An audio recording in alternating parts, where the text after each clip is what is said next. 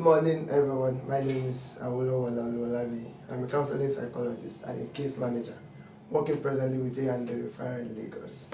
Today, as I usual saying, we'll be talking about another section of substance and drug abuse, which is heroin. I know many of you know about heroin. Some people call it Thailand, some people call it skunk, and every other name you can ever think of. But many people know very few about the short-term effect of it. So probably time permits us, we're talking about the long-term effect of heroin as well. Let me run through it. One, there's this high level of pleasure and pain relief, which is above normal. There's this kind of relief that you experience when you take it from wherever. It will be so much that it is magical somehow. Yeah, that's the word. So it makes that's one of the short-term effects that you experience. And the second one is relaxation, drowsiness, and clumsiness. You just notice that you are not yourself, you are occupied unnecessarily, your head is just occupied with many things, and that can be very, very detrimental. Then the third one is confusion. After you must have experienced the drowsiness and clumsiness, you'll be confused as to what to do. That's why most times people under the influence of heroin, they usually don't know what next to do. It's not because they are not mature, not because they are not intelligent, not because they are not knowledgeable, but under the influence of what they've taken, they usually have this issue with what to be done. And that's why you see an elderly person taking a very, very wrong decision. Like you see many of them acting in a very terrible manner, sleeping in the gutter and all that.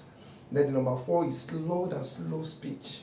And if somebody wants to give a speech, somebody who is known to be somebody that speaks very fast, all of a sudden just begin to speak very slowly. Before they could make a sentence, they will be very, very reluctant and all that. They will not be their normal self. And parents are always not comfortable seeing this because they knew the child they've trained so far, and seeing this sudden change is very, very alarming. Then also there was this dry mouth. For no reason, the mouth will just be dry because it's under the influence of something. Then also there will be breathing becomes shallow.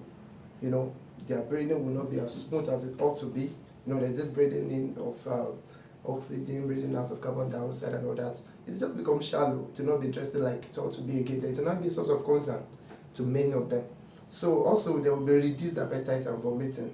Yeah, to some it will be reduced appetite, to some it will be increased in appetite. Like they will want to eat so much, and to some they will just not have interest in eating generally. So then the last one I'll be talking about is decreased sex drive. Yeah, it leads to decreased sex drive, and that will be affecting their sexual life. So in the next program we'll be talking about the long-term effects. I hope you join us and you stay tuned to our channel. Please kindly like, share, and subscribe. Thank you.